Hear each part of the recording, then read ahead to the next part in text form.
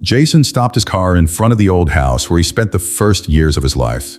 The sound of the engine ceased, and the silence that followed brought back memories and a strange sense of nostalgia. The house, a modest construction, seemed smaller than he remembered.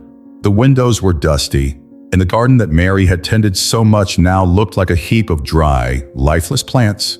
He got out of the car, feeling the weight of the years and the changes with every step towards the door. Before he even knocked, the door opened slowly, revealing his mother, Mary, who looked at him with tired but still radiant eyes. She smiled at the sight of him, although it was a smile that hid more than it revealed. "Jason," she exclaimed, hugging him tightly, as if she wanted to hold on to that moment longer than usual. "It's good to see you, my son. It's been so long." Jason returned the hug, but couldn't help noticing the fragility in her touch. His mother, always so vibrant, seemed worn out, almost faded. Her face bore marks of fatigue that he didn't remember seeing before, and her expression, even though she tried to be cheerful, was haunted by a silent sadness. "Mom, are you okay?" Jason asked, pulling her up to see her face more clearly. "You look different." Mary looked away for a moment, as if she didn't know how to answer. "I'm fine, doubting. It's just the years, you know. They weigh you down," she replied, trying to keep her tone light. Come in. I made us some tea." Jason nodded, although he knew there was more to that answer. He followed her into the living room, where he noticed old furniture, some of it worn, and a feeling of abandonment. The place exuded an uncomfortable stillness. In the past, it had been full of life, but now it seemed more like an empty echo. While Mary prepared the tea, Jason walked over to the window and looked out at the garden, remembering how his mother used to spend hours taking care of every detail there. But now everything seemed neglected, as if time had passed and taken with it the beauty that Mary had worked so hard to preserve.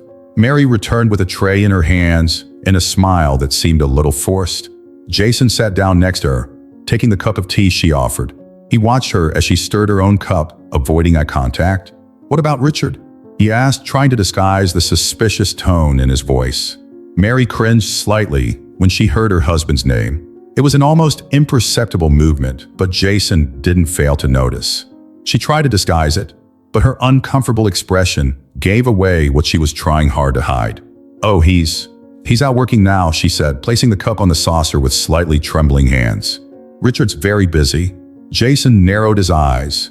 He sensed that something was deeply wrong, but Mary seemed reluctant to share it. "Mom, be honest with me," he insisted, placing his hand on hers in a gesture of support. "Is everything all right here? With you?" She took a deep breath, looking away. "Jason, I don't want to worry you. Not now that you're finally here, after so long," she murmured, tears glistening in her eyes. "If it wasn't serious, you wouldn't be trying to hide it," he replied, his voice calm but firm.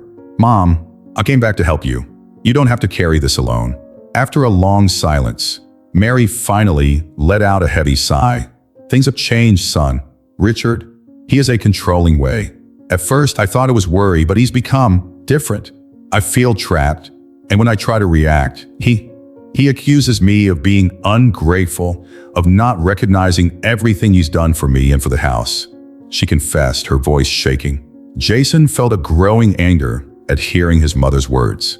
He had always known that Richard was not an easy man, but he had never imagined that things could have come to this. "That's not concern, Mom. This is abuse," he said bluntly, holding her hand firmly. "You don't deserve to live like this." Mary lowered her gaze, visibly ashamed. "I know, son, but after everything that's happened, I'm not young anymore, and starting again seems so impossible. And there's more you don't know," she murmured, almost in a whisper, leaving a suspense in the air that made Jason's heart squeeze. Jason took a sip of his tea, trying to process what he had just heard. He knew that his mother had always been a strong woman, so the vulnerability she displayed now left him deeply shaken. "You're not alone, Mom," he said with conviction. "I'm here. Tell me everything, and we'll sort it out together. Whatever it is." Mary took another deep breath, but before she could say anything else, the sound of footsteps approaching the entrance to the house interrupted the moment. Jason turned around, and Richard appeared in the doorway, watching them with a cold, unfriendly expression. "Jason, what a surprise to see you here," said Richard dryly, crossing his arms. Jason stood up, facing his stepfather with a firm posture. "I've decided to visit my mother," he replied, without disguising his defiant tone. "She deserves my presence, don't you think?" Richard smiled sarcastically, but his eyes held a glint of disdain. Of course. It's good to see you, Jason. I hope you enjoy your stay. Although you know we have rules around here," he said, emphasizing the word rules in an almost threatening way. Jason didn't back down. "I only want her good, and I'll do whatever it takes to make sure my mother is safe." The atmosphere between them became fraught with tension. Richard finally looked away, apparently annoyed by Jason's presence. "I'm going to the office," he muttered, turning away and leaving the room. As soon as Richard left, Mary looked at Jason with an expression of fear mixed with relief. "Jason, I'm afraid of what he might do if he feels he's losing control." Jason held her by the shoulders, looking directly into her eyes. "Don't worry, Mom. I won't let anything happen to you. We'll sort this out together, however difficult it may be." She nodded, touched, as if Jason's words were the first glimmer of hope she had felt in a long time. And so, unbeknownst to both of them, the meeting would mark the beginning of a long and difficult battle for Mary's dignity and safety. A battle that would require courage, patience, and, above all, an unshakable trust in the love between mother and child. Jason was determined to understand what was going on. After the tense meeting with Richard, he knew that the situation was even more serious than Mary had revealed. With his mind full of questions and his heart heavy with worry, he walked around the house looking at every detail, as if he could find answers hidden in the walls that held so many memories. Later that evening, he sat down with his mother again. Mary seemed hesitant, as if she wanted to avoid the conversation. But Jason knew it was time to face the truth. "Mom, we need to talk," he began, looking directly at her without looking away. "What exactly is going on here? I need to know everything." Mary sighed deeply, and her eyes filled with a sadness that Jason had never seen before. "Jason is complicated. I thought I could handle this on my own. I thought he would change. But Richard only got worse over time," she replied, her voice shaking. "But how did things get to this point?" Jason asked, trying to understand how his mother, such a strong woman, had let herself go. Mary looked at him, as if trying to find the right words. "In the beginning, Richard was a kind man. He helped me when I needed it most after he left for college and things got difficult around here. He was caring, and I believed him. But little by little, he started to change. He started to control everything. Your routine, your money, and even the people I could see." Jason felt a silent anger growing inside him. "Has he isolated you, Mom?" he asked, trying to stay calm. "Yes. He always had an excuse for everything. When I wanted to see my friends, he said it was dangerous to leave the house. If I wanted to go to church, he'd invent some illness or say I needed a rest. Little by little, I became more and more alone. And then Paul came into the picture." Jason frowned. "Uncle Paul? Is he involved in this?" Mary nodded hesitantly. "Richard and Paul have been friends for a long time. I didn't realize it at first, but they were up to something. I trusted them. I never imagined that they could do anything to harm me. But the next thing I knew, I'd already signed documents. Documents I didn't even know what they were about." Jason clenched his fists, feeling his indignation grow. "You signed documents without knowing what you were doing? Why didn't you call me before?" "I didn't want to worry you, Jason. I knew you were busy with your career. And part of me was embarrassed. I never thought I'd get into a situation like this," she said, her voice so low it sounded like a whisper. Jason took a deep breath, trying to contain his emotions. He knew he had to act quickly to help his mother, but he also understood the pain and shame she was feeling. "You don't have to carry this shame, Mom. They manipulated you. They tricked you. It's not your fault. The important thing now is that we're together and that we're going to sort this out." Mary wiped a solitary tear from her cheek and forced a slight smile. "Thank you, Jason. You don't know how much it means to me to know that I can count on you." Jason held her hands tightly, feeling how fragile they were. "And now I want to know everything, every detail. What did those documents say?" Mary hesitated for a moment, but then began to explain. "They said they were financial security papers to ensure that I wouldn't lack anything in the future. I trusted Richard. He said that everything he did was for my own good, so I signed them." Jason listened intently, and his anger only grew. He couldn't understand how someone could take advantage of a person's vulnerability like that. Richard and Paul used Mary's trust to gain control over her life and, worse, her property. "I can't believe they did this to you, Mom," he said, shaking his head in indignation. But now we're going to fight. You're no longer alone in this." Mary nodded, but her expression was still worried. "Jason, Richard won't give up easily. He has the support of his Uncle Paul, and they're ruthless when they want something. I'm afraid of what they might do now that you're here." Jason looked at her firmly, determined to reassure her. "Leave that to me. I'm your son, and I'll do whatever it takes to get you back what's yours. I'll make sure they pay for every injustice they've committed." Mary took a deep breath, and a small glimmer of hope appeared in her eye. "I'll just ask you to be careful, Jason. Richard is a vengeful man, and Paul, he's a born manipulator. They might try to harm you." Jason held his mother's hand with affection and determination. "Don't worry about me. I have enough experience to deal with people like them. And now that I know what they've done to you, I'll go to any lengths to sort it out." Silence filled the room for a few moments as Mary absorbed her son's words. For the first time in a long time, she felt that there was a chance of getting out of this situation. Jason's unconditional support gave her strength she didn't know she still had. Finally, she smiled, and her smile, although shy, warmed Jason's heart. "Thank you, son. I really thought I'd have to live like this forever," she confessed, her eyes watering. "But now I feel like I could start again." Jason hugged his mother tightly, feeling the weight of that promise. He knew that the journey ahead would be long and full of challenges, but he was determined to protect Mary and bring justice. After a few minutes, he pulled away and looked around, as if analyzing every corner of the house where he grew up and where, now, he would have to fight for what was right. "Tomorrow, Mom, we'll start looking for evidence. Anything that can expose Richard and Paul," he said decisively. Mary nodded. "I know you can do it. And I'm willing to tell them everything. They're not going to shut me up anymore." Jason smiled, proud of the strength he saw in her. "That's it, Mom. Together we're going to win."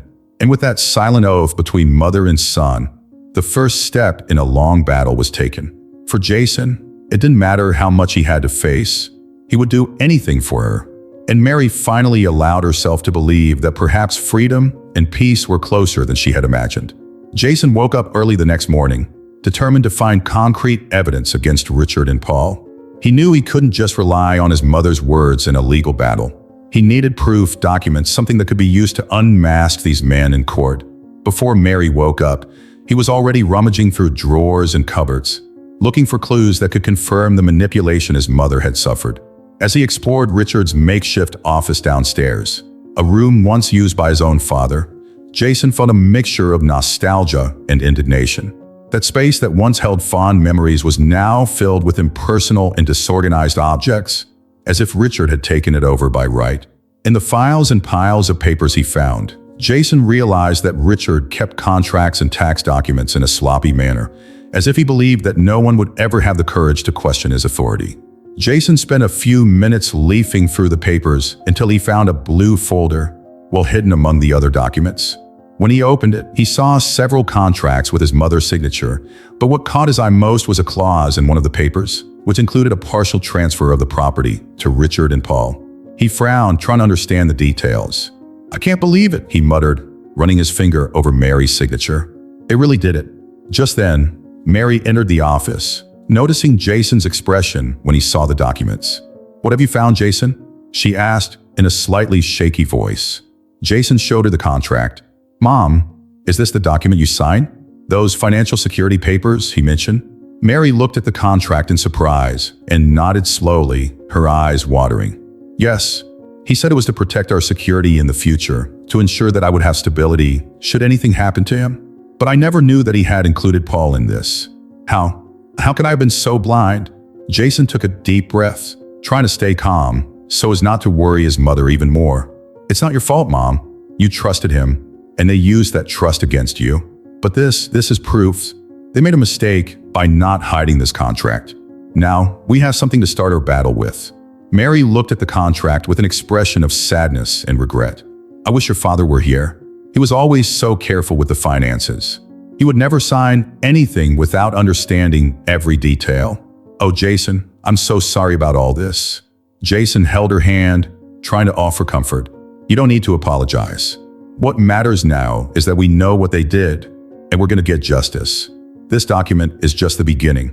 As he carefully put the contract away, Jason began to think of someone who could help him understand the clauses and identify other legal details that might have gone unnoticed. He remembered Linda, his Uncle Paul's former secretary, who knew a lot about his business. Perhaps she knew something about Paul's involvement and could provide more information. "Mom, do you remember Linda?" asked Jason, thinking about his next move. Mary nodded in the affirmative. "Of course. She was always very discreet and careful. I think she even trusted me, but I haven't seen her for years. Do you think she would help? I'll try to get in touch with her." "If anyone knows Paul's secrets, it's Linda," said Jason. "And if she's willing to talk, it could really strengthen our case." Mary nodded, visibly hopeful, but also nervous. Linda was a good person, but she was always afraid of contradicting Paul. He controlled her, just as he did me. "I hope she's willing to help." "We'll find out," said Jason as he picked up the phone. "I'll get in touch with her as soon as possible." After a few minutes, Jason got Linda's number and called her. After a few rings, she picked up and Jason explained the situation, asking for a confidential conversation. To his surprise, Linda agreed to meet him the next day. As he hung up the phone, Mary breathed a sigh of relief. "Maybe this is the chance we needed, Jason. I hope Linda is willing to tell the truth, even if it means going against Paul." Jason nodded, feeling determined. "We're going to fix this, Mom. They're not going to get away with this. And this house," he said, looking around, "will be yours again, with no trace of them." Mary smiled with tears in her eyes, touched by her son's commitment. For the first time, she felt that there was a light at the end of the tunnel. Jason was by her side, and with him came the strength she needed to face the traumas and injustices she had suffered. The meeting with Linda would bring a new stage to that story, but for now, mother and son could breathe a sigh of relief, feeling that, at last, the balance was beginning to tip in their favor. The next morning, Jason met Linda in a small cafe on the outskirts of town. He recognized her immediately, a middle-aged woman, discreet and with an attentive gaze. When she saw him, she gave him a brief smile, as if to convey sympathy, but with the caution of someone keeping heavy secrets. Jason approached and held out his hand, which she shook firmly. "Linda, thank you so much for agreeing to meet me," he said, taking a seat opposite her. "I know that asking this of you is complicated, but I need your help." Linda took a deep breath, glancing around as if to make sure no one was listening. "I know what Paul and Richard have been doing to your mother, Jason," she began in a low, firm tone. "I've always known, but I've never felt strong enough to get involved. They have a way of intimidating people." Jason nodded, understanding the weight of what she was saying. "I understand, Linda. Paul has always had this ability to control the people around him. And Richard, well, he goes to great lengths to get what he wants. But now, my mother is suffering, and they've gone too far. I need to know everything you can tell me." Linda hesitated, but when she saw the determination on Jason's face, she seemed to take heart. "I worked for Paul for many years, and during that time I saw and heard a lot. At first, he was just manipulative, but over time, it became clear that he and Richard were involved in something bigger. They plotted together, and your mother was an easy victim for them." Jason leaned forward, absorbing every word. "What do you mean, involved in something bigger?" Linda looked around once more before answering. They knew that their mother had a considerable share of assets and wanted to ensure that at some point, these assets would be under their control. So they began to suggest to her certain preventative measures to protect the estate. "I prepared some of the documents myself, not knowing what I was getting myself into. But, Jason, I've seen contracts that she signed without understanding what they were really about." Jason clenched his fists, trying to contain his anger. "So they tricked my mother into signing everything without her knowing?" Linda nodded, with an expression of regret. "Yes, I think they were counting on your absence so that everything would go according to plan. Your uncle knew that you were away, busy with your career, and that your mother depended on Richard to understand these matters. She trusted them, Jason, and they used that trust to take from her what was rightfully hers." Jason closed his eyes for a moment, trying to digest this revelation. He knew that Richard and Paul were manipulative, but he couldn't imagine that they would have the audacity to plot something so cruel. "Linda, do you have any proof of this? Emails, documents, anything that could help us unmask them?" She hesitated, and Jason realized that this request carried a significant weight for her. After a brief silence, Linda finally answered, "I have some emails and notes, records I've kept as a precaution. I never thought I'd need to use them, but something in me told me it was better to keep them. I always knew Paul couldn't be trusted." Jason felt a wave of relief and gratitude. "Linda, this could change everything. If he could share these documents with me, we'll have a chance to fight them. and finally get justice for my mother." She lowered her eyes, as if pondering the decision, but then nodded, making a firm decision. "I'll help you, Jason. It's the least I can do after everything your mother has been through. I'll gather everything I have and send it to you. But," she paused, choosing her words carefully, "I want you to know that they're dangerous. Paul has always been calculating and Richard unpredictable. They won't take it lying down." Jason nodded, understanding the risks. "I know that, Linda, but I'm willing to risk everything to protect my mother and take back what's hers." Linda watched him with a mixture of admiration and concern. "I'm going to trust you, Jason. I'll just ask you to be careful. Paul is the kind of person who knows your every move, even before you make them. But if anyone can stand up to him, it's you." Jason gave a slight smile, trying to ease the weight of that moment. "Thank you, Linda. You have no idea how much this means to us. I won't forget what you're doing." She nodded seriously. "Just do what's right, Jason. Your mother deserves it. And remember, don't let them intimidate you. They play on people's fears, but you're different." Jason nodded, feeling the weight of responsibility grow, but also an unshakable determination. When he said goodbye to Linda, he felt that the first concrete step had been taken. Now he had the tools to begin the battle that, deep down, he knew would be difficult, but which he was more than willing to face. Back at the house, he found Mary waiting for him with an expectant look on her face. She could see in Jason's countenance that something had changed. "What's up, son? Did you get through to Linda?" Jason approached her, holding her hands. "I did, Mom, and she's going to help us. Linda has documents, emails, everything we need to prove what Paul and Richard did. It's only the beginning, but now we have a real fighting chance." Mary sighed, deeply moved. "Jason, I can't thank you enough for all this. I thought I'd never have the strength to fight them." He hugged her tightly, feeling the weight of the mission, but also the joy of knowing he was doing the right thing. "No need to thank me, Mom. We're in this together, and I promise they won't get away with it." Mary smiled, her eyes shining with hope for the first time in a long time. "I trust you, Jason, and now I feel that maybe, just maybe, I can have peace again." And so mother and son prepared themselves for what was to come. With Linda's support and the strength they had rediscovered together, they knew they could face any obstacle. After all, some battles are won not just with trials, but with the strength of those who fight for justice and dignity. The next morning, Jason woke up more determined than ever. Linda's revelations the day before had ignited a flame of hope that he hadn't felt for a long time. Now, with the evidence Linda had promised to share, he could start a real case against Richard and Paul. Sitting at the breakfast table with Mary, he watched her as she slowly stirred her tea, lost in thought. The weight of years of manipulation and sadness was still visible in her eyes, but now there was a discreet gleam, as if a spark of hope had begun to illuminate the darkness. "Mom, I spoke to Linda. She's already sent the first documents, and I reviewed everything last night," said Jason, his voice low but firm. Mary looked up in surprise. "Really? And what do these documents say?" Jason took a deep breath, considering how to approach the question. They contain emails exchanged between Paul and Richard, in which they clearly discuss plans to take advantage of you.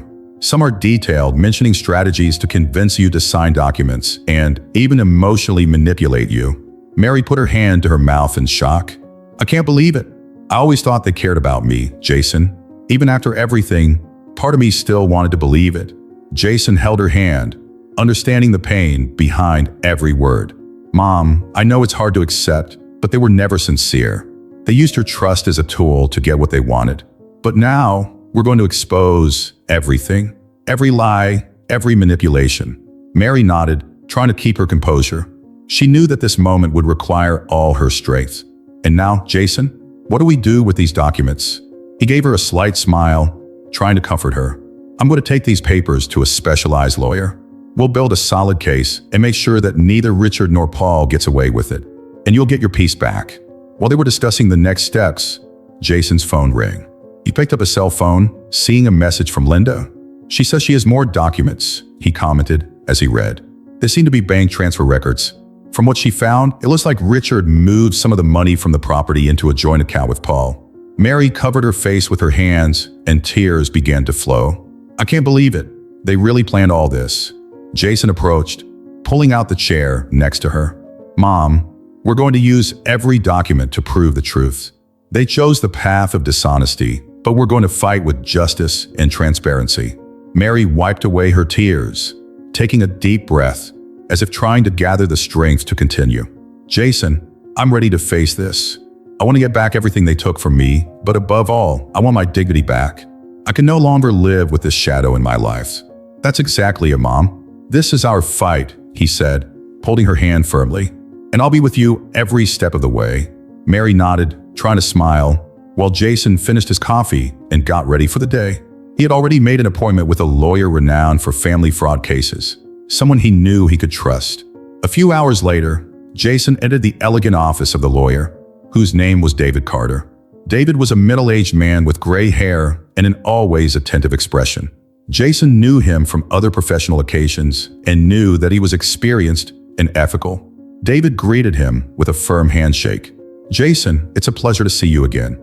I see we have a complex case on our hands, said the lawyer, beckoning Jason to sit down. Jason nodded, handing him the folder with the documents Linda had gathered. It's more than a case, David. It's a question of justice for my mother. She trusted her husband and my uncle, and they manipulated her to get control of her assets. These documents are proof of what they did. David flipped through the papers, analyzing them carefully. And I see that we have here emails, contracts, and even bank transfers that link the two of them directly to the plan. That's very good, Jason. With these documents, we have a solid basis to start the process. Jason sighed, feeling a shy relief. So, you think we have a real chance? David looked up serious. More than a chance. With this evidence, we can build a strong case. But know that it will be a long battle. People like Richard and Paul won't give up easily. Jason nodded, prepared for whatever might come. I'm willing to go all the way, David. All I want is for my mother to get what's hers back and for them to pay for what they've done. David smiled slightly, pleased with Jason's determination. In that case, let's get started. I'll send them a formal notice. As soon as they receive it, we'll have an idea of how they'll react. But, Jason, I want you to be prepared for retaliation. They know they're cornered, and they can try anything. Jason took a deep breath but stood his ground. I am prepared, and I'll do everything I can to ensure that my mother doesn't suffer anymore. David nodded, putting the documents in a folder. All right then, let's start with a notification and then gather statements and more evidence to solidify the case. Jason, with a little patience and perseverance, I'm confident we'll get what we're looking for. That evening, back at the house, Jason found Mary sitting on the balcony, looking up at the sky with a serene but worried expression. He sat down next to her and recounted the meeting with the lawyer, explaining every detail of what they would do next. Mary listened attentively and at the end took a deep breath. Jason, I feel like I can finally see a light at the end of the tunnel. I never imagined that I would have the courage to fight them, but now with you by my side, I feel like I could do it. Jason held her hand, smiling. We'll make it, Mom. There's no doubt about it. They've already done a lot of harm, and now it's time for them to face the consequences. Mary smiled, and for the first time in a long time, she felt lighter, more secure. She knew there was still a long journey ahead, but with Jason by her side and David's support, she felt she could finally regain her peace and dignity. In that instant, mother and son sealed a silent pact. They were ready to face any challenge and knew that, regardless of the difficulties, they were together in this fight for justice and redemption. Jason received the additional documents from Linda the following morning. It was a detailed set of emails exchanged between Paul and Richard, full of messages that revealed their intentions in an alarming way. The coldness and arrogance with which they talked about manipulating Mary and taking her assets left Jason disturbed. Their plan was meticulous, calculated, without a trace of remorse.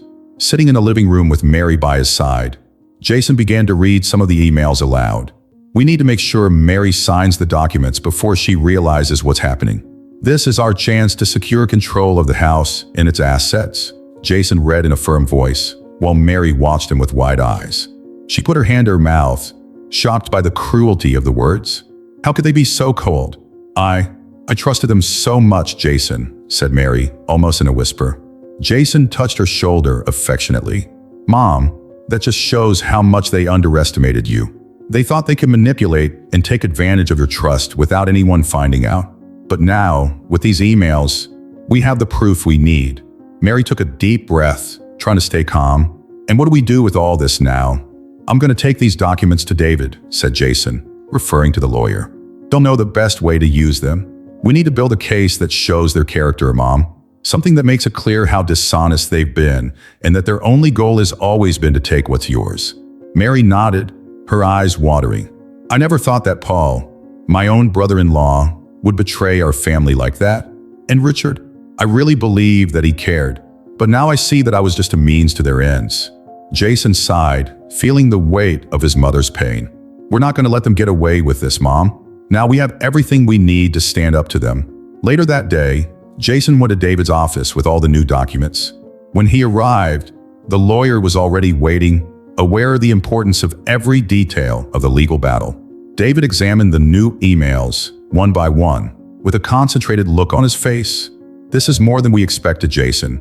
These messages reveal not only their manipulation, but their total contempt for your mother and everything she stands for. It's the kind of evidence that weighs heavily in a court of law." Jason felt a sense of relief at hearing this, but knew that there was still a long journey ahead. "And what's the next step, David? How can we ensure that these documents are used in the best possible way?" David looked at him, determined. "We'll prepare a petition and include them in the process. We'll demand an audit of the assets that were transferred to Richard and Paul, and ask the judge to analyze these documents as evidence of bad faith. With the weight of this evidence, the chances of victory increase significantly. However, Jason, I want you to know that this could make them even more aggressive. They may try to contest it anyway."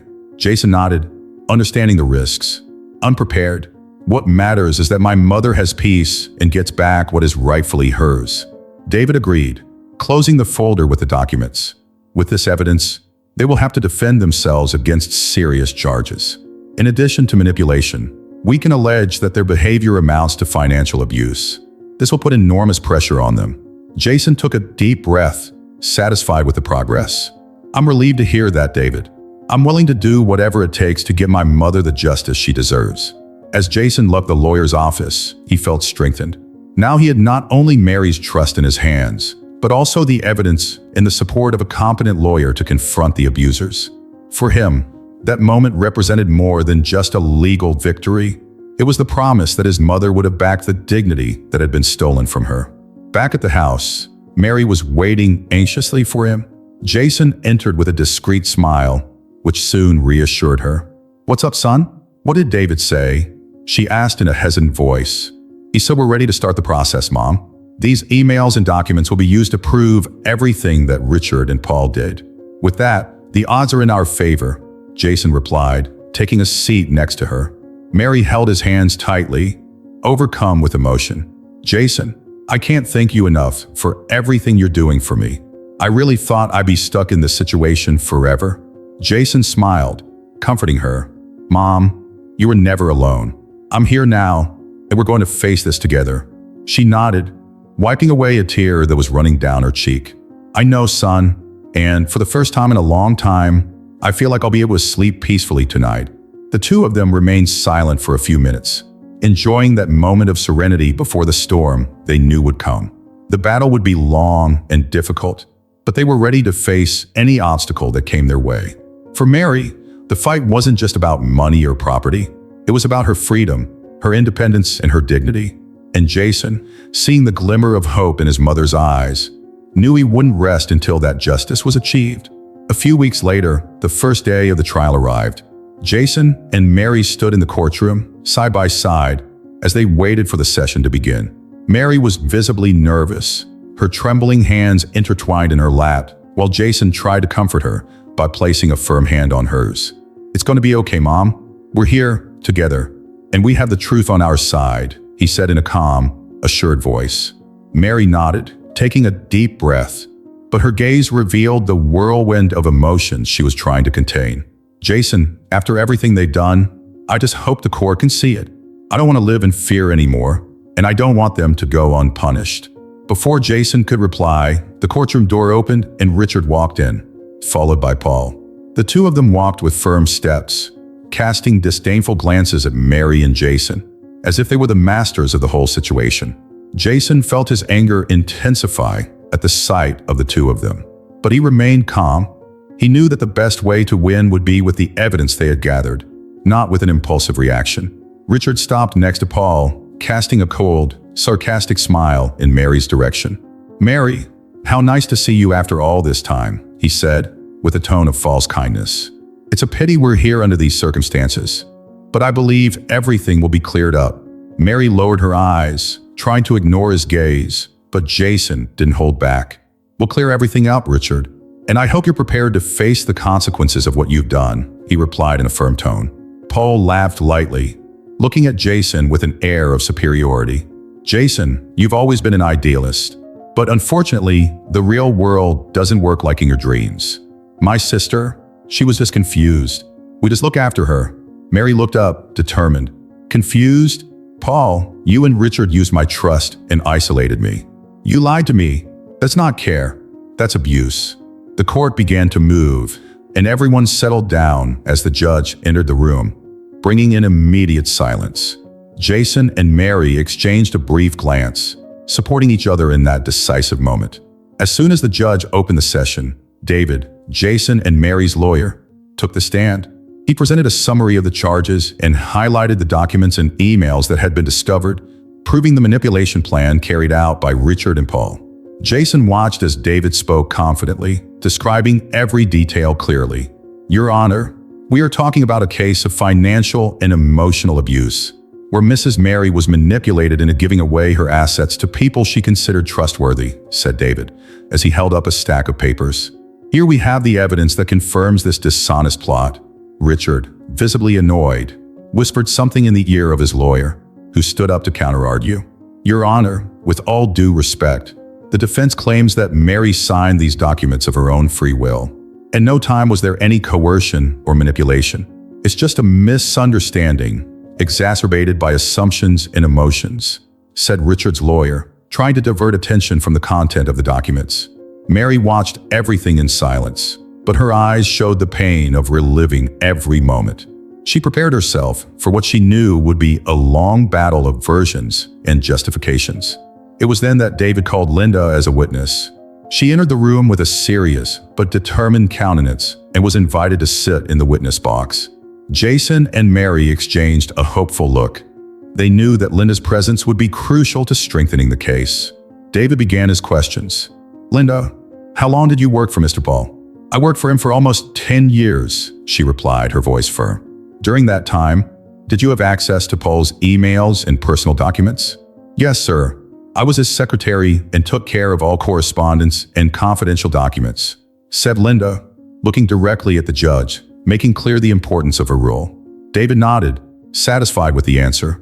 "Linda, could you tell us if, at any time, Mr. Paul and Mr. Richard discussed manipulating Mary to gain control over her assets?" Linda took a deep breath, visibly moved as she recalled the moments when she had witnessed those conversations. "Yes, they did. I remember several conversations in which Paul said that Mary was too naive and that it would be easy to convince her to sign documents without understanding what she was doing. They saw Mary as an easy victim, and Richard made a point of keeping Mary isolated so that no one would interfere." Jason felt a mixture of relief and sadness when he heard those words. Mary, by his side, held his hand, seeking support. "And did you witness any action by Paul and Richard to ensure that Mary was isolated?" David asked, focusing on reinforcing the accusation of emotional abuse. Linda nodded, looking increasingly certain. "Yes, Richard often told Mary that it wasn't safe for her to go out. The people outside the house were against her. He even controlled the visits she received, always with some excuse. Little by little, Mary lost touch with her friends and became increasingly lonely." Richard's lawyer tried to intervene. "Your Honor, this is just an interpretation of the facts. We have no proof that Richard did this with the intention of controlling Mary." But the judge allowed David to continue, considering Linda's information relevant to the case. David ended the series of questions with a determined look. "Linda, in your opinion, what were Paul and Richard seeking by keeping Mary under such isolation and control?" Linda cast a sad look at Mary, as if silently apologizing for not having done something sooner. "They wanted total control over her property. They saw Mary only as a means to that end." With Linda's testimony, the mood in the courtroom changed. Her presence as a witness strengthened Jason and Mary's position, and it was now clear that Richard and Paul could no longer disguise their intentions. After the testimony, Richard's defense tried to contest the points raised, but to no avail.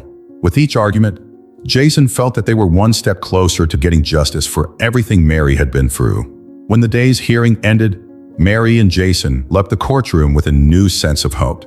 Mary, although tired, smiled for the first time in a long time, feeling that her voice was finally being heard. "Jason, I don't know how I would have gotten here without you," she said, as they walked side by side out of the courtroom. He smiled and hugged her. "We're together, Mom. No matter what happens, I won't let them take anything from you." And so, with each piece of evidence and testimony, mother and son remained steadfast in their quest for justice. The battle wasn't over yet, but they both knew that, on the side of the truth, they were stronger than ever. On the second day of the trial, Mary and Jason arrived in court with a new determination. Linda's testimony the day before had been a strong point for the prosecution, but they knew that Richard and Paul's defense would use anything to divert the focus and try to discredit the evidence. Jason stayed by his mother's side, offering words of support as they waited for the session to begin. "Mom, no matter what they say today, remember that we have the truth on our side. They may try to manipulate, but the evidence is solid," he said, holding her hand firmly. Mary nodded, taking a deep breath. "I know, son. I just hope I have the strength to listen to what they have to say. This whole process, it's painful, but I have to face it." Jason smiled, proud of the strength he saw in her. "You've already shown more courage than they ever imagined." "We're almost there, Mom." When the session began, Richard's defense adopted an aggressive strategy, trying to reverse the charges. Richard's lawyer, a man with a cold, calculating gaze, took the stand and began to question Mary's sanity, suggesting that she had made rash decisions and was, in fact, incapable of understanding complex issues such as asset management. "Your Honor, we want to point out that Mary has a history of emotional insecurity. She has always blindly trusted people around her to make financial decisions. It's possible that I misinterpreted my client's intentions," said the lawyer, casting a calculated glance at the judge. Jason stood up, indignant, but David held him back, signaling him to remain calm. He knew that losing his composure at that moment would only benefit the defense. Mary, on the other hand, held her head high, but Jason noticed that the lawyer's words affected her deeply. Each sentence seemed to reopen old wounds, reminding her of how she had been manipulated and treated as someone fragile and incapable. When the defense lawyer asked to question Mary directly, she exchanged a brief glance with Jason, who gave her a slight nod of encouragement. "Ms. Mary," the lawyer began with a persuasive tone, "you admitted that you trusted Richard, right? You trusted him to make important decisions?" Mary nodded, but kept her voice firm. "Yes, I did. But trusting someone doesn't mean they have the right to take advantage." The lawyer continued, apparently insensitive to the pain evident on her face. "But isn't it true that you signed the documents voluntarily, without any direct pressure or coercion? Can we then say that it was your decision, even if it was based on trust?" Mary took a deep breath, trying to contain her anger and sadness. "I signed because I believed Richard, because he made me believe it was best for us. But he never explained to me that he was taking away what was rightfully mine. That's not trust, that's manipulation." The lawyer smiled, satisfied with the answer, as if it supported the defense's thesis. "So, Ms. Mary, you admit that you didn't know what you were signing? Perhaps you didn't have the capacity to understand?" Jason stood up once again, but David calmly intervened. "Objection, Your Honor. This line of questioning is disrespectful and irrelevant. The issue here is whether there was bad faith and manipulation on the part of the defendants, not Ms. Mary's ability to make decisions." The judge agreed, asking the defense lawyer to moderate his tone. The lawyer paused, glaring at Jason and David, before returning to his seat. When it was David's turn to question Mary, he approached with a kind and understanding look. "Mary, can you tell us how you felt at the time when Richard and Paul suggested these documents?" Mary took a deep breath, as if seeking strength in every word. "I felt alone, vulnerable. My life changed a lot after Jason left to build his own life, and Richard. He was the only person I thought I could trust. He took advantage of that, isolating me, cutting me off from friends and family. I thought he was looking after me, but deep down he was controlling me." David nodded, encouraging her to continue. "And did you know that by signing those documents you were giving away part of your assets to Richard and Paul?" Mary shook her head indignantly. "No, never. They told me that they were documents for my safety, that it was necessary to protect the property. I would never have given away something that was mine without knowing. Jason felt a deep sense of pride at hearing his mother's words, seeing the strength she had rediscovered in confronting those who had hurt her. David continued with a few simple questions, allowing Mary to speak freely about the difficulties and pressures she had suffered over the years. By the end, the courtroom was absolutely silent. Mary's words had left everyone pensive, and Richard and Paul's defense seemed weakened. Their mask of power and control was beginning to crumble in the face of the truth. When the session ended, Mary and Jason left the court with a feeling of lightness. Although they knew there was still much to face, every word spoken in that room had been a step towards freedom. On the way out, Mary held Jason's hand, overcome with emotion. "Thank you for giving me the strength to do this, son. I don't know how I would have faced this day without you." Jason hugged her, feeling his mother's warmth, and replied firmly, "Mom, you don't have to face anything alone anymore. Now we're in this fight together, and no matter how long it takes, I won't rest until they answer for everything they've done." And so, with firm and united steps, they continued their journey towards justice, knowing that, no matter what was to come, they stood side by side. The third day of the trial began with a tense atmosphere. With each session, Mary and Jason were getting closer to the truth, but it was also clear that Richard and Paul were becoming increasingly restless. They knew that the prosecution was gaining momentum, and their lawyers had already warned of the growing risk of losing control of the narrative. As soon as the hearing began, David stood up and asked for permission to present new evidence. He had in his hands a series of bank documents that Linda had helped him obtain. The records showed suspicious movements in Richard and Paul's accounts, money transfers that coincided exactly with the period when Mary was manipulated into signing the documents. "Your Honor, these bank statements show a clear pattern of financial manipulation," David began, addressing the judge and the court. "Look at the dates of the transactions, which coincide directly with Ms. Mary signing the documents. Everything indicates that the transfers were orchestrated for the defendant's own benefit." Richard, on hearing this, leaned towards the lawyer, saying something quickly, and his face turned pale. Paul tried to disguise his tension, but Jason noticed the slight tremor in his uncle's hands. For the first time, they looked really threatened. The judge quickly examined the documents and turned to the defense lawyer, allowing him to question the validity of the statements. With a provocative tone, the lawyer tried to discredit the evidence. "With all due respect, these records can be interpreted in many ways. My client, Richard, was just handling his own funds, as anyone would do. There is nothing to indicate an intention to harm Mary." Jason felt his anger rising, but remained silent. He knew that David was prepared for this kind of attack and trusted that he would respond in the best way. "I understand your point of view, but these records, together with the messages we have between the defendants, form a solid connection. We're not talking about coincidences, we're talking about a meticulous plan to embezzle funds," said David in a controlled but firm tone. The defense lawyer tried once again to attack the credibility of the evidence, but the judge interrupted, suggesting that they move on to hear a witness who had been called that morning. To everyone's surprise, the witness was an old friend of Mary's called Eleanor. She had been cut out of Mary's life by Richard years before, and now she was willing to tell what she knew. Eleanor entered the courtroom with a serious but determined countenance. When she looked at Mary, she gave a slight smile of encouragement, as if to convey that, despite their time apart, she was still by her side. David began to ask the questions. "Eleanor, thank you for being here today. Can you tell us, please, what your relationship was with Mrs. Mary before you were estranged?" "Mary and I were very close friends. We spent time together almost every day until Richard started appearing in her life," Eleanor explained, looking directly at the judge. "He was always very controlling, always wanting to know who Mary's close friends were and what they were doing."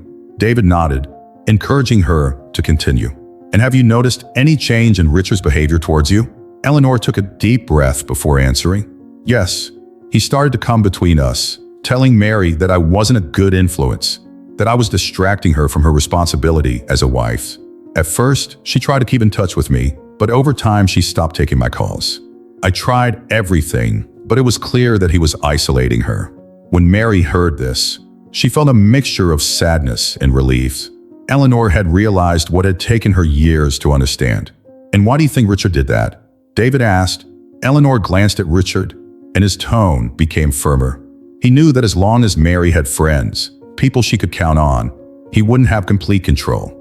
He wanted her to depend on him alone, with no one to question his intentions. It was clear manipulation, and only now do I see how much Mary suffered. The defense tried to challenge the testimony, claiming that it was just emotional supposition. But David reinforced that Eleanor's testimony proved the strategy of emotional isolation that Richard and Paul had imposed on Mary. At the end of Eleanor's testimony, Jason felt that their case was getting stronger. Not only did they have financial evidence, but now testimony that proved the defendant's intention to keep Mary vulnerable and isolated. When the session ended, Mary and Jason left the courtroom with Eleanor by their side. She hugged Mary affectionately, touched by the reunion after so many years. "Mary, I'm so sorry for everything. I should have fought harder to stay by your side," said Eleanor with tears in her eyes. Mary returned the hug, trying to hold back her own emotion. "You did what you could, Eleanor. It's not your fault, and I understand now that Richard did everything he could to keep me away from everyone. Thank you for being here today. It means the world to me." Jason watched the scene with a discreet smile, feeling grateful to see his mother surrounded by people who really cared about her. Eleanor said goodbye, promising to come back in the next few days to support Mary in whatever way she could. After the hug, Jason and Mary started walking to the car. "Mom, every day in court is bringing us closer to justice. With Eleanor and the evidence we have, Richard and Paul have nowhere left to hide," he said, his voice hopeful. Mary took a deep breath, absorbing his words. "Jason, I can't thank you enough. For so long, I felt alone, without strength. But now I feel like I could stand up again." He held her hand lovingly. "No need to thank me, Mom. I'm just giving you back the peace and dignity they took from you. And we won't stop until they pay for everything." And with those words, mother and son moved on, knowing that, even if the road was difficult, they were stronger than ever.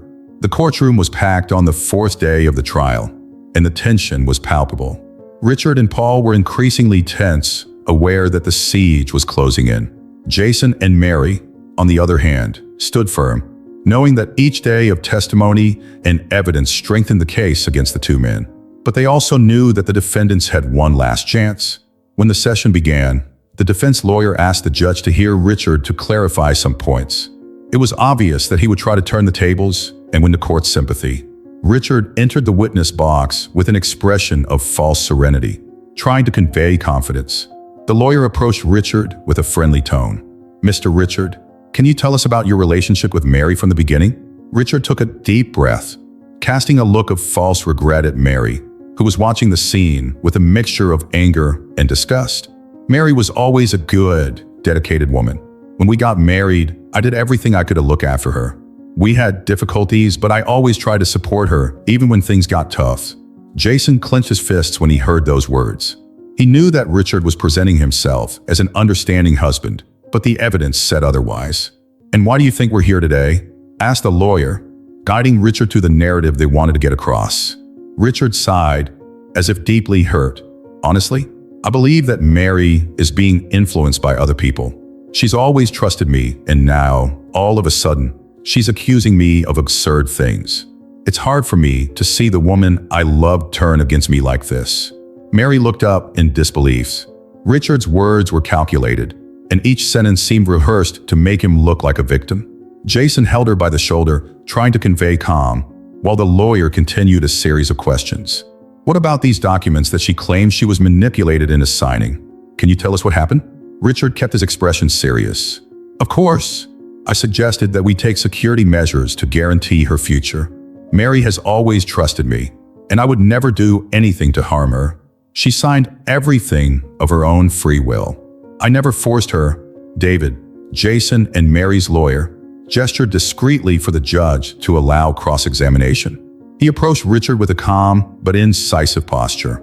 "Mr. Richard, you mentioned that you had done everything to secure Mary's future. However, we have records of bank transactions here that match the signatures on these documents. Can you explain to us the reason for these transfers?" Richard hesitated for a brief second, but tried to keep control. "They were just normal transactions. We were reorganizing her assets, and I managed some transactions to facilitate the process." David raised an eyebrow, unconvinced. "Reorganizing? That's interesting. But these transfers were directed to a joint account with your friend and brother-in-law, Paul. Wouldn't it be strange if Mary's security involved diverting money to an account she doesn't have access to? Richard felt the pressure, and a small bead of sweat ran down his temple. I don't see anything strange about it. We were discussing investments for the future, thinking about her safety. David didn't back down. I understand that. But Mary wasn't informed about these transactions. Was she? You said you acted in the name of her safety, but she never had any knowledge or control over these investments. Doesn't that seem contradictory? Richard squirmed in his chair, unable to keep his expression calm. Maybe I made a mistake, but it was with good intentions. David gave a slight smile, as if he had been waiting for that answer. A mistake with good intentions? And did this well-intentioned decision also include keeping Mary isolated from her friends and family? The defense lawyer tried to intervene, but the judge allowed David to continue. Everyone in the courtroom was attentive, waiting for Richard's answer. Richard hesitated, looking for a justification. I just wanted to protect her. Mary is a vulnerable person, and I thought that being close to me would be the best thing for her. David paused, letting the silence weigh on Richard's statement. Protect? So, can we say that you alone decided what was best for her, taking her away from the people who supported her? Richard remained silent, his expression tightening. I didn't force her into anything. She trusted me, he said, with a tone that mixed anger and defense. David moved a little closer. But trust isn't something you use to manipulate, Mr. Richard. Mary trusted you, and that's exactly what you use to isolate her and make decisions on her behalf. Protecting someone means acting for their benefit, not your own. The silence that followed was thick, and Richard was unable to respond. The judge ordered a break, and Jason was relieved to see that the prosecution was clearly gaining strength. He and Mary stood up, and Jason put an arm around his mother, comforting her. Mom, they're not going to get away with this. His every word only reinforces how unfair everything you've been through has been. Mary nodded, moved. I never thought I'd see this day, Jason. For so long, I blamed myself for everything. I thought I was the problem. But now I see that they used me. He hugged her tighter. And you're freeing yourself from that now. Every piece of evidence, every testimony, we're coming to the end of this injustice. The session resumed, but Richard, now visibly shaken, could no longer maintain his confident posture. Each question from David put more pressure on him, until the judge decided to end the testimony to continue the next day. As Jason and Mary left the courtroom, the weight of the battle seemed lighter. They knew there was still a long way to go, but the conviction that they were winning strengthened them with every step. Mary, although tired, smiled for the first time without fear, feeling that she was closer to finally leaving that dark past behind. The day after Richard's testimony, Jason was in court once again, ready for the next step in the case. David had informed him that Paul would be the next to testify, and anticipation was high. Unlike Richard, who was already showing signs of nervousness, Paul had always maintained a cool and calculating demeanor. Jason knew that Paul was the real strategist behind all the manipulation, and seeing him finally confronted with the truth brought a sense of justice.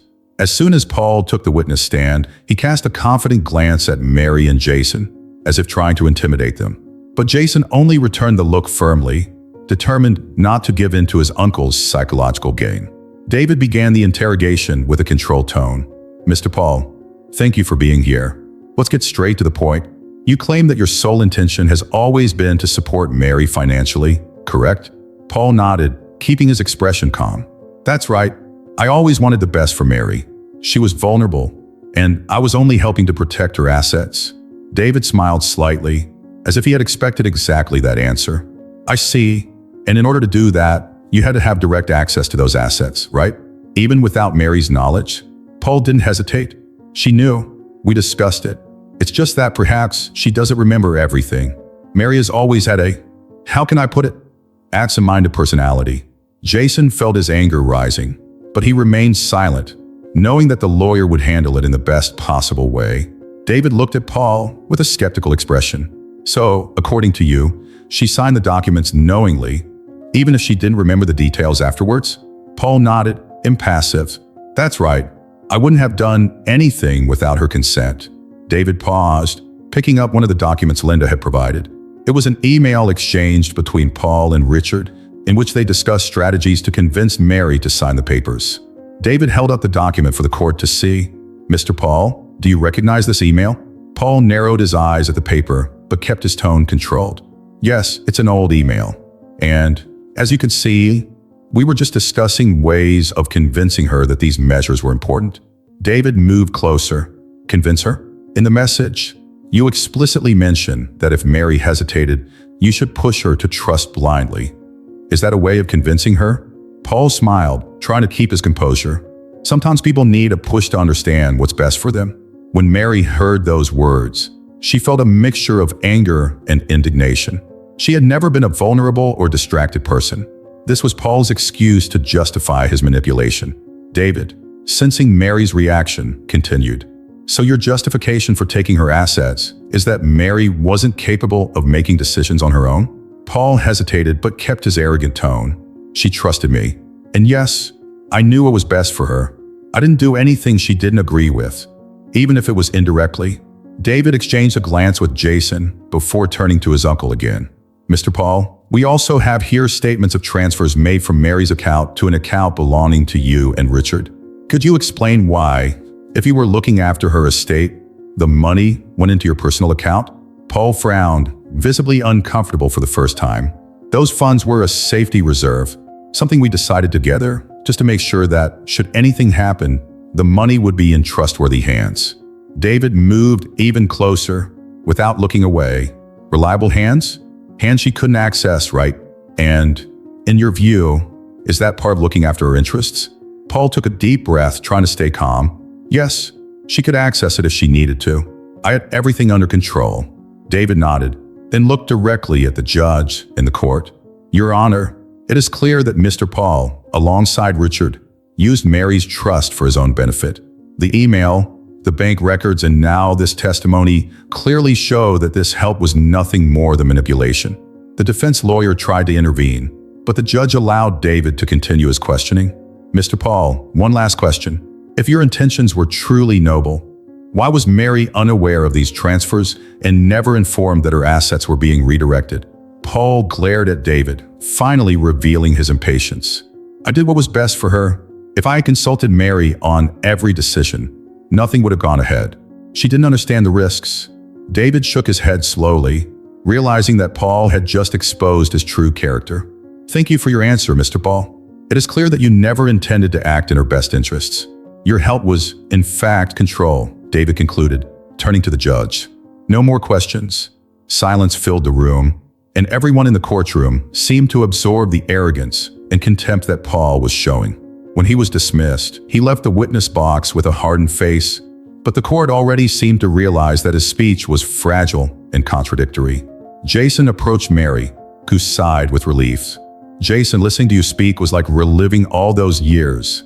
But now, I'm more convinced that we're on the right track." He held her hand, comforting her. "Mom, he couldn't hide who he really is. His every word only showed the truth. We're closer to justice." She nodded, with a slight smile, feeling that at last, the weight of those years was being lifted from her shoulders. On the 5th day of the trial, the atmosphere in the courtroom was heavy, but full of anticipation. The evidence against Richard and Paul was overwhelming, and the defense was trying at all costs to find a way to divert the focus. Mary and Jason were tired, but with each testimony and piece of evidence presented, they felt closer to a resolution. It was a weariness that brought both relief and hope. That day, the session began with the testimony of a new witness who took everyone by surprise. A former accountant of Paul's called Henry. He had been subpoenaed by David after detailed research had revealed that Henry had stopped working with Paul abruptly, shortly after Mary's documents had been signed. Henry entered the courtroom with a serious but somewhat nervous demeanor. Jason watched him carefully, hoping that this witness would bring more clarity to the situation. David began his questioning with the cordial tone he used when dealing with important witnesses. "Mr. Henry, thank you for coming. Could you tell us what your job was while you were working for Paul?" Henry settled into the witness box, taking a deep breath before answering. "I was his accountant, I managed his investments, and did the financial management of some family trusts." David nodded, encouraging him to continue. "And were you involved in structuring any trusts or investments involving Mary's assets?" Henry hesitated, but then nodded. "Yes, I was asked to work on a series of unusual transactions. At the time, Mary signed some documents. Paul instructed me to set up a specific fund, which he said was to guarantee your safety, but there was never any clear record of Mary agreeing to the destination of these funds. David looked at Henry with interest. Could you clarify what you mean by unusual transactions? Henry took a deep breath, visibly uncomfortable. I was instructed to transfer a significant amount of money from Mary's account to a trust in Paul and Richard's name. According to Paul, it was a security measure.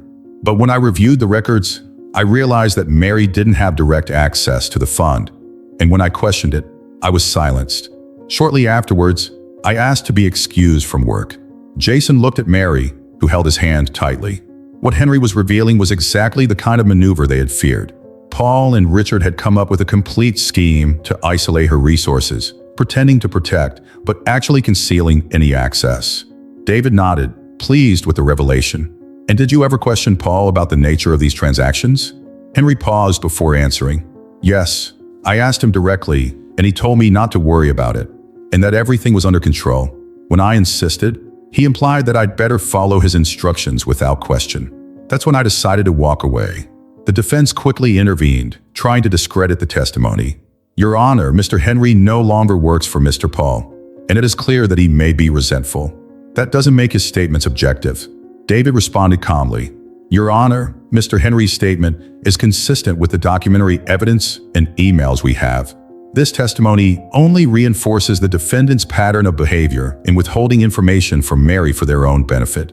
The judge allowed Henry to continue, and David took the opportunity to ask one last question. Mr. Henry, in your professional opinion, would you say that these transactions were made in order to protect Mary?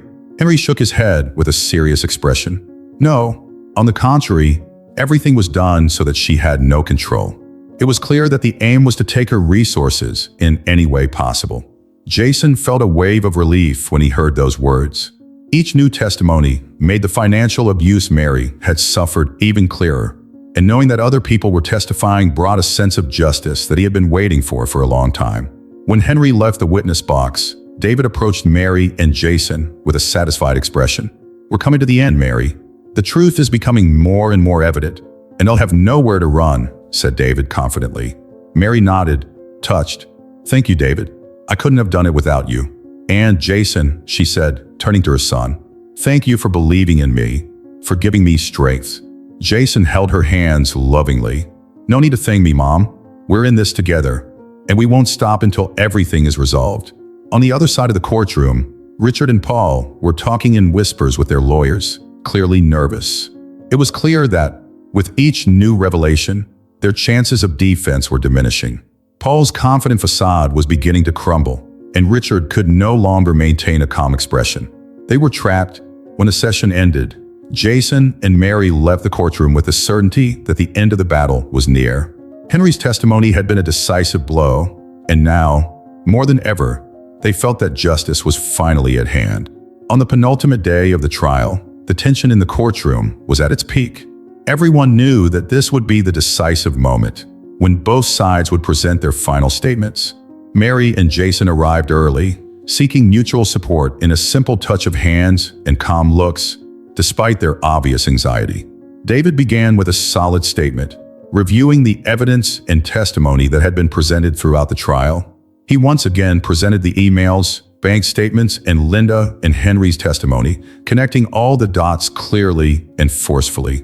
Your Honor, what we have here is a clear case of financial and emotional abuse, said David, looking at the court seriously. Mary was manipulated by people she believed to be trustworthy. They used her kindness and vulnerability to take from her what was rightfully hers, isolating her and undermining her ability to act freely. All the testimony and evidence corroborates this narrative. Mary did not have the opportunity to make real choices. And for that, we are here to ask for justice. The courtroom was silent as David spoke. Mary felt a wave of emotion when she heard those words, because she finally felt recognized, understood. Jason squeezed her hand, offering support. Then it was the turn of Richard and Paul's defense lawyer. He stood up and began to give a well-rehearsed account, trying to argue that it was all just confusion about Richard and Paul's intentions. He claimed that Mary had in fact consented to all the financial processes, but that now, influenced by third parties, she was reinterpreting the facts. Your Honor, my clients acted only to protect Mary's interests. There was no coercion, just a sincere desire to ensure her financial security. Unfortunately, we are dealing with a situation where interpretations have been distorted, he said, casting calculated glances at Mary and Jason. Jason rolled his eyes, feeling his anger rise as he listened to their justifications. He knew it was all a game, an attempt to manipulate the narrative to confuse the court. Finally, the judge indicated that Mary could speak if she wished. She exchanged a glance with Jason, who nodded, encouraging her. Mary stood up slowly and walked to the center of the room, where she could speak directly to the court.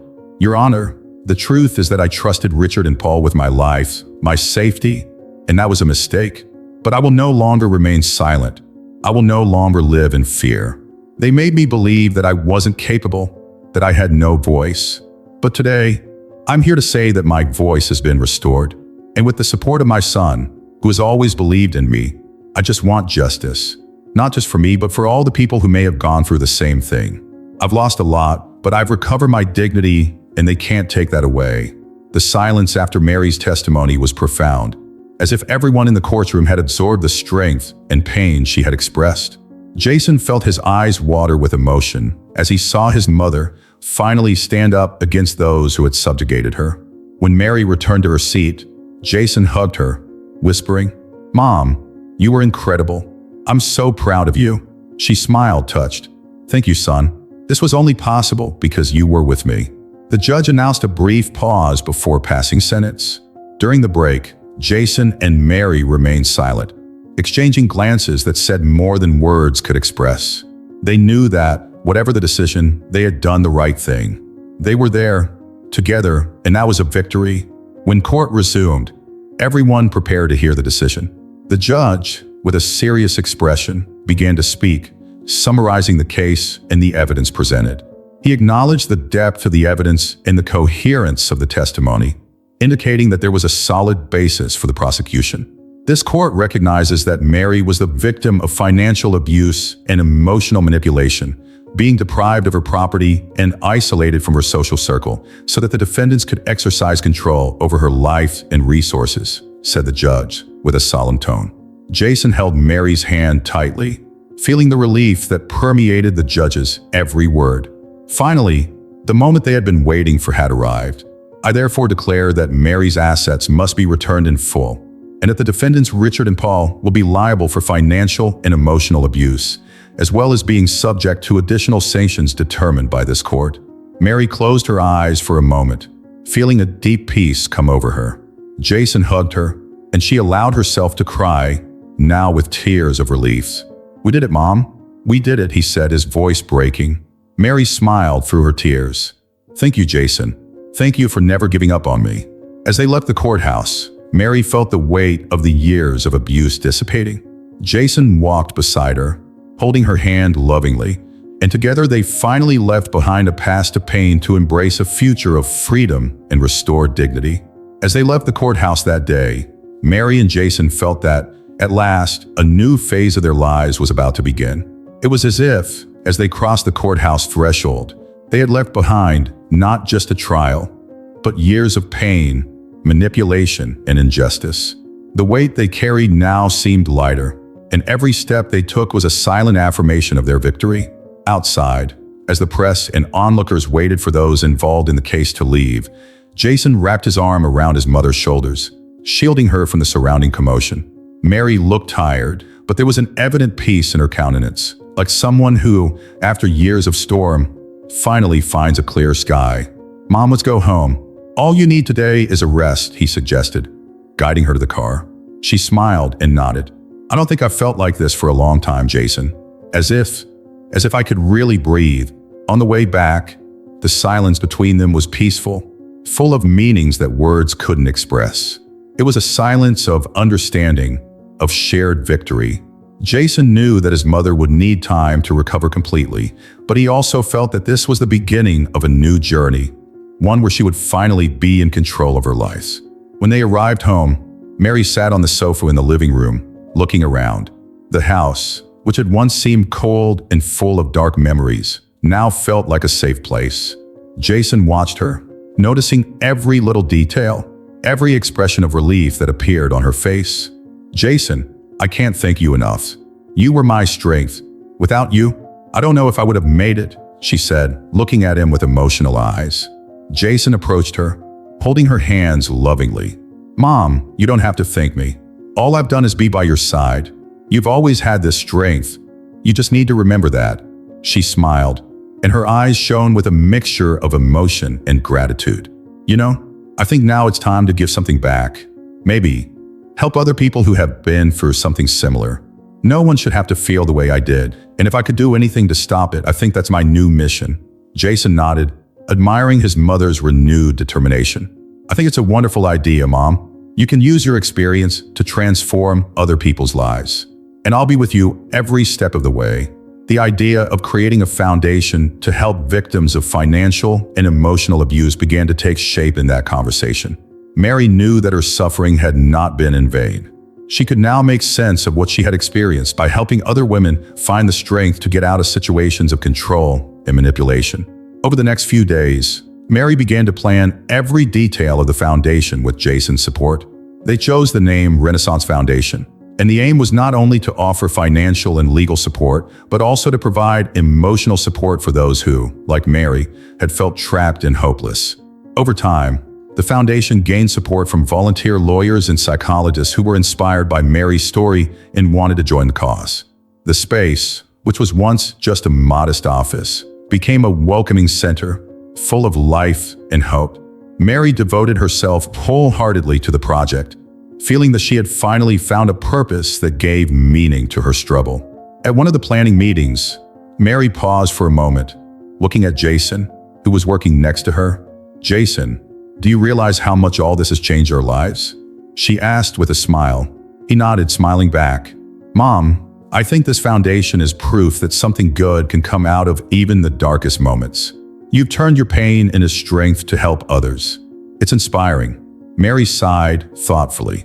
"And I only succeeded because you never gave up on me, Jason. You were my support, my friend, and above all, my beloved son. Now all I want is to help other mothers, other women, have at least a chance to rebuild their lives." As the months passed, the Renaissance Foundation became a reference point for victims of abuse, offering not only assistance, but also hope to those seeking a fresh start. Mary and Jason continued side by side, helping to build something bigger than themselves. One evening, while closing the foundation's office after a long day of work, Mary and Jason walked down the quiet street under the starry sky. It was a simple moment, but full of meaning. "I think that now, finally, I can say that I am at peace," said Mary, looking up at the stars. "And that peace, Jason, I owe to you, because even in the most difficult times, you believed in me." Jason smiled, his heart feeling light. "Mom, this peace is yours. I've only ever been by your side. And now, with everything we've built together, we can look to the future without fear." Mary hugged her son, and in that hug was all the gratitude, love, and strength that had united them throughout that journey. They knew that the past could not be erased, but they chose to transform it into something powerful and inspiring. And together, they moved forward, certain that they were now truly free. Months passed since the creation of the Renaissance Foundation, and Mary was increasingly fulfilled in her new mission. The project grew every day, receiving donations, volunteers, and, most importantly, women who, like her, needed support to rebuild their lives. The foundation had become a light for those who suffered in silence, offering not only practical help, but also hope for a new beginning. Jason watched his mother with pride. He saw her strength reborn with every story of overcoming, with every smile of gratitude from the women who found support there. Mary, who once felt lost and helpless, was now an inspiration, a leader who guided other women in their search for freedom and dignity. One afternoon, after a talk Mary had given to a group of the foundation's new participants, Jason approached her, smiling. "Mom, you were amazing up front. Every word you said seemed to touch every person in the room. I saw the looks of admiration they threw at you." Mary smiled, her eyes shining with emotion. "Thank you, son. I don't know if I'll ever get used to it, but every time I see someone find the strength to start again, I feel that my story wasn't in vain, and that gives me peace." Jason nodded, understanding exactly what she meant. It's as if all the pain of the past has been transformed into something greater, something that gives meaning to everything. Mary sighed thoughtfully. "You've always been my support, Jason. I thought I'd lost everything, but you showed me that there's always a way out, even when it seems like the world is falling apart." Jason held her hands. "You taught me never to give up, Mom, and now you're teaching other people to do the same. I couldn't be prouder." The foundation continued to grow, and Mary and Jason's story spread throughout the community. Journalists began looking for Mary to tell the story of her struggle and her overcoming it. And, reluctantly, she agreed to share what she had been through, believing that her experience could inspire even more people. In one of these interviews, Mary was asked what motivated her to continue with the foundation. She paused before answering, reflecting on everything she had experienced and Jason's support along the way. "I believe that no one should have to face the pain of abuse and manipulation alone. I was lucky enough to have a wonderful son by my side, someone who believed in me when I doubted everything myself. If I can be for these women what Jason was for me, if I can offer a little support, a little hope, then everything I've been through will have been worth it." Jason, who was watching the interview from afar, felt his eyes fill with tears. He knew that Mary's strength came from herself, but hearing her words touched him deeply. At the end of the interview, he came up to her and hugged her. "You're incredible, Mom. You're proof that pain can be transformed into something beautiful." Mary's smile touched. "And you, my son, are my reason for going on. Without you, I wouldn't have had the strength to go on." The days at the foundation continued, and at a special fundraising event, Mary and Jason spoke together, telling their story to an attentive audience. They spoke about courage, overcoming, and the power of unity in times of adversity.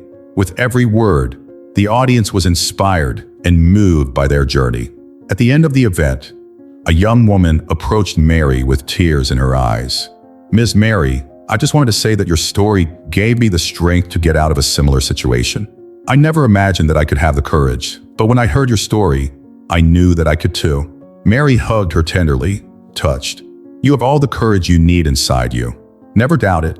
And remember, you're not alone anymore. There will always be someone here to support you." Jason, watching the scene, felt a pride that could not be described in words. He knew that his mother had found not only peace, but also a greater purpose. The foundation, built on the pain and struggles of both of them, was now a symbol of hope for everyone who passed by. When the event was over, Mary and Jason walked together through the foundation, now empty and silent. Mary stopped for a moment, looking around with a serene gaze. "Jason, today I feel that I have truly found my peace, and that, my son, I owe to you. Thank you for never giving up on me, for showing me that there is always a way." Jason held her hand, looking at her lovingly. "And you taught me never to fear difficulties, Mom. This foundation, everything we've built, is the fruit of your courage." They hugged, feeling that together they had overcome not just a trial, but a journey that had changed them forever. And there, in that moment, they knew they were exactly where they should be, at peace, strengthened, and ready to help others find the same path of overcoming. Time passed, and the Renaissance Foundation established itself as a true refuge for women seeking a fresh start. Mary was more involved than ever, dedicating every day to supporting those who came to the foundation. However, at the same time as his mother was flourishing in her mission, Jason began to feel a different desire rising in his heart. One quiet afternoon, as they reviewed the foundation's upcoming events together, Mary noticed a certain distant look on her son's face. He flipped through the pages absent-mindedly, as if he were somewhere else. "Jason, is everything all right?" she asked, breaking the silence. Jason looked up and sighed hesitantly. "Mom, I think I'm in a moment of change," he began, pausing to find the right words. "For a long time, my focus has been on helping you, on being by your side to rebuild this foundation, our home, our life. And I would do it all again, without hesitation. But now, I feel like I need to find something for myself, something I don't even know what it is yet." Mary listened to him attentively, with an expression of understanding. She knew that, from the beginning, Jason had been completely dedicated to supporting her, and perhaps that was why he had put his own dreams on the back burner. "And what do you think you're looking for, son?" she asked, encouraging him to continue. He shook his head, smiling. I think that's what I'm trying to find out. It's not that I don't love the foundation, but I feel I need to explore the world, get to know new realities, learn other ways of helping. Maybe I can open a similar project in another city or do something completely new. Mary looked at him with affection, understanding that this desire was not one of abandonment, but of expansion. Jason wanted to challenge himself, to find his own path, just as she had found hers. Jason, you have my full support, said Mary, taking his hands. You've been through so much by my side without ever hesitating. Now it's time to find what makes you happy, to follow your heart. He looked at her, touched by her words of encouragement. I was afraid it might seem ungrateful. After everything we've been through, I thought the right thing to do would be to stay here and help the foundation grow. Mary shook her head, smiling. Your strength has brought me this far, Jason, and now I'm ready to move on my own. I'll miss you every day, but the world needs you. And I know that wherever you go, you'll do something incredible. Jason lowered his gaze, absorbing the depth of support his mother was offering him. That conversation was the last push he needed to finally make up his mind. Thanks, Mom. I promise I'll always be around, and who knows, maybe I'll come back with a new idea, a new project that we could do together. Mary nodded, and the two shared a long, emotional hug, as if they already felt the weight of parting. Over the next few weeks, Jason began to plan his trip. He knew it wouldn't be easy, but the prospect of exploring the world, of opening himself up to new possibilities, motivated him more every day. Little by little, he organized his things, preparing for a journey that he knew would be essential for his own growth. On the morning of his departure, Mary and Jason said goodbye at the entrance to the foundation, where it had all begun. She looked at her son with eyes shining with pride and emotion. Remember, Jason, that everything you've learned here will stay with you. The people you meet, the stories you hear. May you turn it all into something even greater. Jason smiled, feeling a mixture of joy and sadness. I'll take you with me, Mom. Always. And I promise to come back, perhaps with a new vision, a new idea to turn all this into something even stronger. They hugged, and Mary kissed him on the forehead. Take care, my son. The world is big and full of challenges, but you are stronger than any obstacle. Go with my love and my blessing.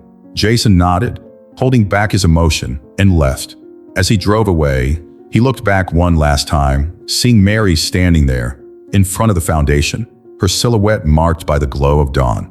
He knew that this was the farewell to one phase and the beginning of another. So, with a light heart and full of hope, Jason continued in search of his own dreams, certain that wherever he went, his mother's strength would always be with him. If you enjoyed this video, comment your age and tell us where in the world you're watching from. And if you'd like to see more content like this, we prepared the next video just for you. Click here to watch